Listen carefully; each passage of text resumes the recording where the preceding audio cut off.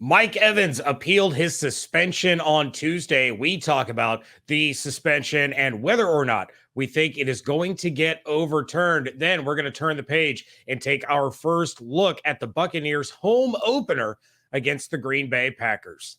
Let's go. You are Locked On Buccaneers, your daily Tampa Bay Buccaneers podcast, part of the Locked On Podcast Network, your team every day.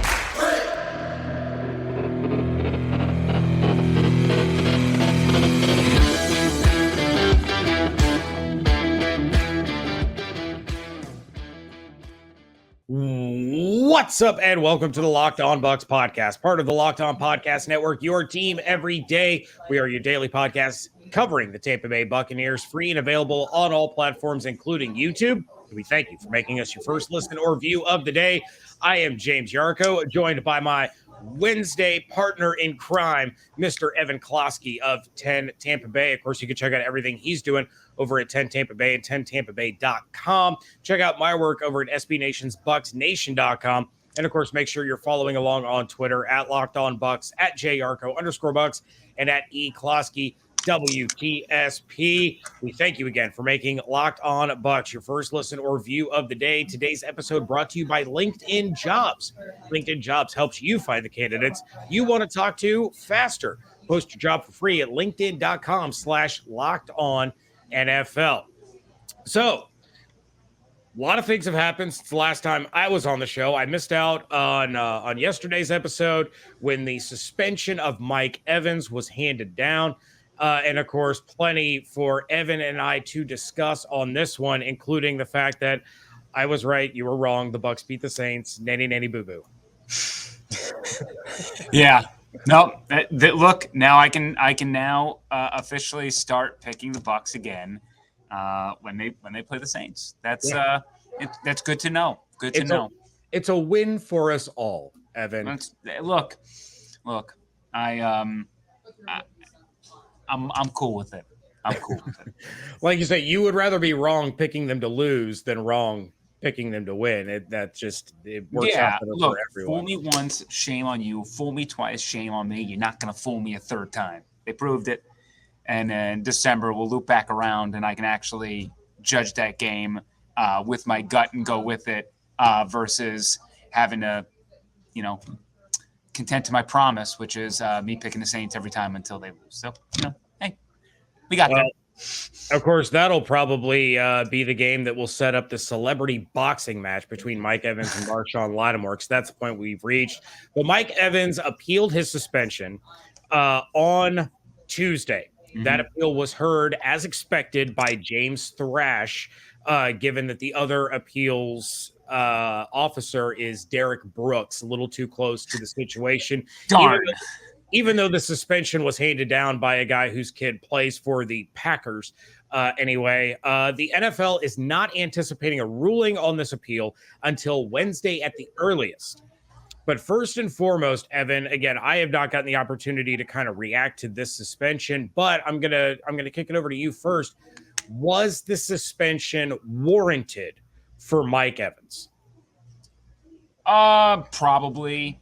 I mean, we're going to see a bunch of people trying to make the case and the contradictions of the NFL of previous. Look, everything in the NFL is a contradiction, right? Any disciplinary action, punishment, we can always find something where they look the other way. They didn't rule as harshly, so on and so forth. But he's a repeat offender, and he literally did this in 2017 to the same exact player in the same exact building. The only difference is he didn't really pounce on Lattimore and start throwing a punch like he did the first time in 2017. He just gave him a good old shove. So I don't know. I'm very curious. I mean, Evans didn't expect the suspension. I thought it was definitely, a possibility, but it's just interesting that the NFL is okay if the two people fighting are the ones causing the ruckus. That seems to be like, okay, we won't suspend you for a game. But if you're somebody who's not in the heat of the moment or involved in a scuffle and you come in to the situation and insert yourself into it, then they have a problem with it. The one thing I really can argue is that I don't think that brawl happens if Mike Evans doesn't escalate it, though maybe Lenny and Marshon do it, right? Like maybe it's Lenny who throws him to the ground. Who knows? Mike acted so quickly. So it's a really gray area. It really is. It really is. And I would lean, as unbiased as possible, I would lean more towards it was warranted. But here's my problem with it. And it was the reasoning in the letter that was sent, the reasoning by Runyon in the letter that was sent to Mike Evans, where he said, and I know David read this on the episode yesterday, but I'm going to read it again real fast. Quote, after a play had ended, you were walking towards your sidelines. When you noticed your teammates engaged in a confrontation with a Saints player, you ran toward that area on the field and violently threw your body into and struck an unsuspecting opponent who was part of that confrontation. You knocked your opponent to the ground and a melee ensued involving players from both teams. Your aggressive conduct could have caused serious injury to your opponent and clearly does not reflect the high standards of sportsmanship expected of a professional, end quote. Here's my problem. And people can call me a hater all they want because I hate the Buckeyes and I hate the Saints. So obviously I hate Marshon Lattimore. But here's my issue. He talks specifically in this notation. You were headed to your sideline. So was Marshon Lattimore. Lattimore had mouthed off to Bruce Arians. He mouthed off to Brady while he was walking to his sideline. Brady said something and Marshon made a U-turn and went straight towards Tom Brady. That's what got Leonard Fournette involved, who then gave him a little shove back like, hey, you need to back off. Marshon pops Lenny in the face. Then Mike Evans comes in. So if Marshon Lattimore continued to his sideline, again, none of this happened. So if you're going to point out the fact that Evans was heading to his sideline and turned around to come at Marshon, then you also need to point out the fact that Marshon was headed to his sideline and made a U-turn to go towards the quarterback of the opposing team. I mean, Brady also went to Marshon, right? I mean, Brady could have just continued on. He was complaining to the ref. Brady's the one that pretty much turned to Marshon and said, like, what are you going to effing do about it, right? I mean, like, he was just talking trash to him. Both of them were going in opposite directions of their sidelines. So the fact of the matter is it's very clear that the NFL is okay, that if you are the people involved in the scuffle and the crap talking and all that stuff, that's okay. But if you're an outside party trying to protect a player, they don't want you to do that. There's something that needs to be fixed in this whole explanation. But look, if you're gonna start disciplining every player who talks crap to another team and doesn't go immediately to their sideline, I mean, the suspensions are going to be endless. So there has to be a defined line. And sure. I just want to know the distinction between why players who insert themselves into a situation and do something similar than a player who's in the situation, why are they given off? And then why are those players not? If it's a bad action and it's bad sportsmanship and a bad reflection of the NFL, why is it okay for the two parties who are pissed off at each other to cause a brawl with no repercussions, but then somebody from the outside who's trying to protect the player, that is worthy of a suspension? That is a contradiction. But again, as I said, nothing in the NFL, it's not 1 + 1 = 2. It's all subjective when it comes to them. Yeah, and at the end of the day, that's kind of my biggest thing. They were letting the receivers and corners go at it all day on Sunday, and they were letting a lot go. I'm cool with it. To me, the same thing applies here. If you're going to suspend one, you got to suspend both, or don't suspend anyone and consider the ejection enough. Throw around some fines, and let's keep it moving. So, Evan, the biggest question is, do you think this suspension gets overruled, or are the Bucs going to be without Mike Evans on Sunday? It's probably going to stay. I don't know how many times a suspension is overruled. The only thing I would say that would maybe save Mike Evans is the fact that this is a premier matchup. One of the best on the slate. And maybe the NFL doesn't want to affect this contest, which is going to have a magnificent correlation to the end of the season, right? So we believe that the Buccaneers and the Packers are going to be 1, 2, 3 in the NFC this year, right? I mean, factor in the Rams, the Eagles, whatever. I mean, the betting odds say that the Packers are 3 and the Bucs are 1 in the NFC right now. So regardless, I mean, the bye is on the line this early, potentially, and you're going to insert yourself into a suspension and really screw over the Buccaneers in a game that's going to create a ripple effect. That is the one thing that could maybe save Mike Evans, is that the league will try to figure out another way to discipline him in an extraordinary fashion to prove a point while keeping him in on the field to make sure it does not affect the future of this playoff situation and the importance of this game. So, but again, I don't see many appeals getting overturned. Sure. So I hold out hope. Nothing's official, but I just don't want people to get, super like, oh, well, maybe it gets overturned today. Like, I'd say it's a slim probability. It's not zero, certainly not zero, but it's definitely not above 50%. So hope for the best and prepare for the worst is the right way to approach this. But we're going to get more into that matchup with the Packers coming up in just a moment.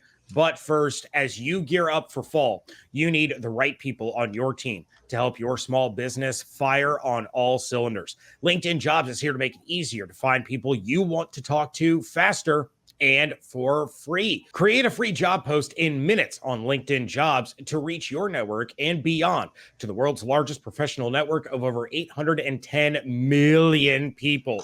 Then add your job and the purple hashtag hiring frame to your LinkedIn profile to spread the word that you're hiring so your network can help you find the right people to hire. Simple tools like screening questions make it easy to focus on candidates with just the right skills and experience so you can quickly prioritize who you'd like to interview and hire. It's why small businesses rate LinkedIn Jobs #1 in delivering quality hires versus leading competitors. LinkedIn Jobs helps you find the candidates you want to talk to faster. Did you know that every week, nearly 40 million job seekers visit LinkedIn? Post your job for free at linkedin.com/lockedonnfl. That's linkedin.com/lockedonnfl to post your job for free. Terms and conditions apply. Thank you again for making Locked On Bucs your first listen or view every day. And it's time to turn the page and take our first look at the matchup against the Green Bay Packers. We are 3 weeks into the NFL season, and the Buccaneers are finally going to play a home game. It's going to be a hyped up crowd. It's going to be a lot of excitement. It's the game of the week on Fox, which used to mean Joe Buck and Troy Aikman. Now it means Kevin Burkhardt and Greg Olsen. Same crew from last week. Yeah. And, Bucs fans have nightmares of what Greg Olsen used to do as a Carolina Panther to them. But I think he's starting to hit his stride in the booth. I've enjoyed watching Greg Olsen call some games. But let's talk about what's going to be happening on the field. Buccaneers, of course, are 2-0, coming off a huge division win. The Packers are now 1-1, coming off their own division win, but it was against the Chicago Bears, and we know how the Packers are against the Bears. I think Justin Fields has like 28 pass attempts on the season. Joe Flacco's in New York with 106 pass attempts on the season already. So you don't want to read too much into the thrashing they took in week 1. At the same time, you probably don't want to read too much into the thrashing they handed out in week 2. Weapons appear to be a problem for Tom Brady. Christian Watson, trouble hanging on to the football. Allen Lazard just played his first game last week. You have Sammy Watkins out there who's a boom bust guy. You have very, very old Randall Cobb. I'm pretty sure he's older than Tom Brady. There's many levels to Randall Cobb, and now we've hit very, very old Randall Cobb. I mean, he's been in the league since 1994. At least. Hard to say that when we're Locked On Bucs over here and Tom Brady's on the roster. Tom Brady still looks 30. Randall Cobb looks like he's 57. But anyway, I digress. What is your take on the Green Bay Packers through 2 weeks and kind of the similar to the Bucs, kind of the offensive struggles that we've seen out of that team? Well, first and foremost, right, let's go to that one Packers loss. How did they lose that game? There was a guy named Justin Jefferson who absolutely torched Green Bay. Yeah. Tampa Bay does not have Justin Jefferson. Mike Evans would have been nice. That would have presented a challenge. With no Mike Evans, that's a big old issue. So what we have to first get on the table is that Green Bay and Tampa Bay, assuming that Mike Evans is off the field, have mediocre at best receiving options for their Hall of Fame first ballot quarterbacks, right? So both offenses are one-dimensional in a sense. They both want to run the ball. We love Leonard Fournette. I didn't like the fact that after the game he said he was running on one leg. Not good, but let's hope that he's fighting through it. On the other side, I love what Green Bay does with Dillon and Jones. And it is death by 1,000 paper cuts, right? They are going to run the ball. They know that they're going to run the ball, and then they just give you variations of that. So they're going to run, play action. Everything is quick. I mean, they are just – Rodgers is firing off the football. It's why he doesn't have many interceptions in a season, because he doesn't really present a situation where he's going to make a mistake. The Packers offense doesn't really put him in that position. So you're going to see a lot of Jones and Dillon. Now, normally I would say that plays right into Tampa Bay's favor, and it still does. Don't get me wrong. But the Buccaneers rushing defense gave up 100 yards last week to the tandem of Mark Ingram and Tony Jones Jr. That not the stoutest of RB combos that we've ever seen, and they were picking up success. So that has to be part of it. What we're going to see here are both teams trying to wait their time for the other team to make a mistake. I think that is this game. It is just going to be punch after punch, winning in the trenches, lots of punts, lots of setting up plays for down the line. And for the Packers, they're going to have 2 or 3 opportunities where they get man-to-man coverage, and a guy like Christian Watson is going to be let loose for a deep ball. And Aaron Rodgers is going to have to connect on those plays. They're only going to get a couple of them, right? Jameis Winston had Chris Olave 2 or 3 times in that game against the Saints. Did not connect. Then they went to the well a little too much, and then when finally Jameis put it on target, that was the one time that Jamel Dean was all over it. So that's what I'm saying. Once you start doing that and, the defense gets a feel for it, now you're creating a problem. And, the Bucs defense is too good. They're going to catch on and they're going to make you pay. And we can point to Evans being the spark, but really that, the Jamel Dean pick kind of got them going, and that led to a touchdown drive. So that's the Packers side of things. We know exactly what they're going to do. I expect Bowles to present a lot of pressure. I think Rodgers has been sacked 7 times in 2 days. Their offensive line is a little shaky.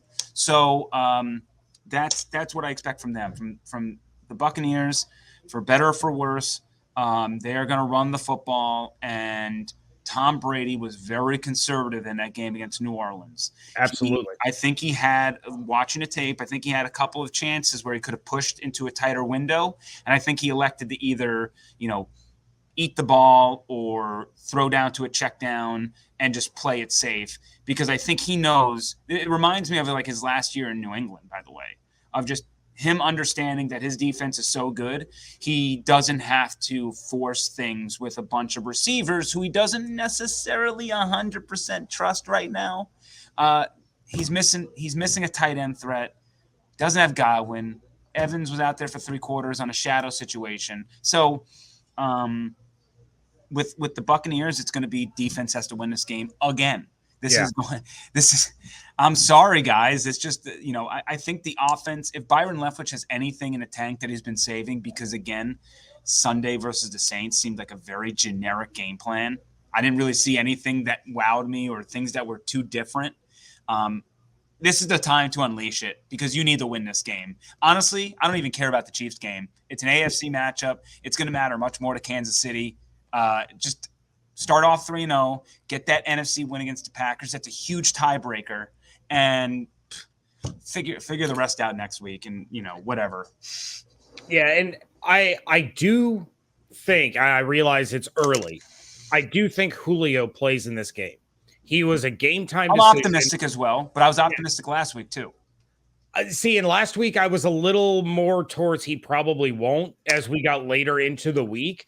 I think having that extra time off, you will see Julio back out on the field. But if there's no Mike Evans, that makes Julio your number one, your de facto number one. Rashad Perryman looked all right in spots. Russell Gage, his usage has been extremely frustrating. This is a guy who, he was averaging 9.1 yards per catch in Atlanta, and he can't get a pass thrown his way that's more than 5 yards beyond the line of scrimmage. So as I had mentioned on Monday's episode, maybe some of that is still injury related and they're not wanting to have him go full throttle yet. But I need to see why you went out and you paid Russell Gage all this money if this is going to be the reason that you use him. Scotty Miller, rough game for him. Almost a couple of incredible catches, not all of the. And Scotty Miller could be gone for Cole Beasley, for all we know. I mean, Cole Beasley, exactly. If he can insert himself very quickly into this offense, we could see Cole Beasley out there, and that would be, I don't know how much of the offense he can learn in 5 days, but he's a veteran. I'm sure he can pick up some, I don't know 43% of snaps with Scotty Miller on Sunday, and you can probably ask something similar of Beasley. You can come up with a 20-play Beasley package. I had texted my dad on Tuesday morning. I was like, well, Tom Brady woke up with a case of the Beasles. So here we go. Plenty. It's amazing how similar these two teams really are right now. Both of them have defenses, outside of issues with Justin Jefferson, which Jair Alexander said that he went to the coaches and said that he wanted to shadow Jefferson. And that didn't happen. And we kind of saw the result of that, but amazingly similar how these two teams are right now. You have the Hall of Fame quarterbacks, suspect, pass catching weapons, leaning on their defense, leaning on their run game. It's going to be interesting to see how it all plays out, but we're going to get your predictions for that game coming up in just a moment. But first, betonline.net is your number one source for all of your pro and college football betting needs and sports info this season. Find all the latest football league developments, game matchups, news, and podcasts. BetOnline is also your continued source for all of your sports wagering information, including live betting, esports, and scores. The fastest and easiest way to check in on all of your favorite sports and events, including the MLB, MMA, boxing, and golf. Head to the website today or use your mobile device to learn more about the trends and action. Bet online, where the game starts. Wrapping things up here on the Locked On Bucs podcast, and it is prediction time. Per usual, I will be giving my predictions on the Friday episode with David. I'll give my score prediction on the crossover episode tomorrow, but it's time for Evan to give his predictions. We're going to kick things off with the bold prediction. How bold are we going this week, Evan?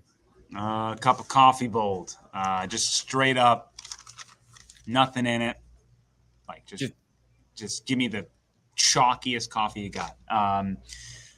Honestly, I want to say my bold prediction is that Brady and Rodgers are going to be irrelevant in this game. That I think that they don't matter. Which, I mean, is it sad that that's a bold prediction? But we have, by the way, this is the third time ever we have 7 combined MVPs facing off in one game. Rodgers played Manning, Brady played Manning, Brady will now play Rodgers, and that's how that's going to happen.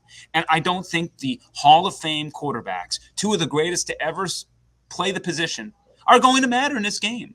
I feel like that is a fair, bold prediction that we are not going to say, man, Rodgers won this game for Green Bay. Brady won this game for Green Bay. It's going to be either Fournette, Jones, Dillon, the defense, the Packers defense, whatever it might be. I just think that the quarterbacks do not matter. Irrelevant to me. You could put Blaine Gabbert in there, and I think we're going to find a fairly similar result. You can put Jordan Love in there for Green Bay, and I think we're going to find a fairly similar result. That is going to be my bold prediction in that game. And obviously, I'm exaggerating a little bit. I'm just saying that the quarterback in this game, I just feel like is not a game changer. Yeah, we're not seeing 303 tutties out of either of these guys. No, on Sunday. No, this is going to be both guys playing conservatively, picking their spots, and trying to let their defense get a turnover, flip the field. See, it just, again, run the ball, play action, quick. I mean, your boy Russell Gage, quick plays to him, finding different end arounds, just, working within 10 yards, just trying to go first down here, not go deep or any of that. So that's sort of my bold prediction is we have a matchup for the ages. We rarely see this type of talent on the football field at the quarterback position together squaring off. And I just think it's going to be ultimately, when we look at their numbers, a big dud. The rematch in Raymond James for the NFC Championship will be far more interesting than the one this weekend. Evan, who is your predictive player of the game? I'm going to go with Shaq Barrett. He has been phenomenal these first couple of weeks. I know that maybe the numbers aren't quite there if you were to just look up stats, but he is getting pressure after pressure. We know what he did in the playoff game the last time these two teams squared off, Barrett dominated. And I just expect him to get after Aaron Rodgers. He loves performing when the stage is bright, and he's going to eat. I think, couple of sacks, maybe a forced fumble. So I love what he's been putting on tape, and this is a prime matchup for Barrett to get to the quarterback. All right, I do love that pick, and I'm probably going to lean defense on my player of the game as well. And Evan, you called it a few weeks ago that we're going to be talking way more about the defense in the early part of the season than we will be the offense. So in this battle of the Hall of Fame quarterbacks that don't matter, give me Trask versus Love in this one. What is your score prediction? I'm going to definitely get a little roasted for that exaggeration, but I think everyone understands my point. Oh, absolutely. Score Bucs 20, Packers 16 in just a straight up rock fight. I love it. I want to actually go lower, but I just don't think like back-to-back weeks is going to be. That Saints game was such an arduous battle for like 3.5 quarters. I'm just scared to go right back to the well of like a 13-6 or something like that. So 2016 Buccaneers, and get these boys to 3-0 with a big matchup coming up in week 4. Yeah, I love it. Real quick, over under Halloween. Gronk returns. He's not returning before Halloween. And Thanksgiving, let's talk. Okay, so Thanksgiving, Gronk, Christmas, Odell. Is that kind of what we're looking at here? They just signed Beasley. I don't know how the money would work out, but you better believe that if they need Odell, I would think that OBJ in a pinch would love to play with Brady in his final season. I really do. I just don't know what's out there, what's his motivation, what money he needs. But we saw the two embrace at the end of the Saints game. There is a relationship there. We know that. Well, he's rehabbing with Brady's trainer. Yeah. Yeah. Odell prorated contract. Like, hey, come out here, help us win a Super Bowl. Maybe you get the MVP that you missed out on in the game last year. Then you go cash in elsewhere in the offseason.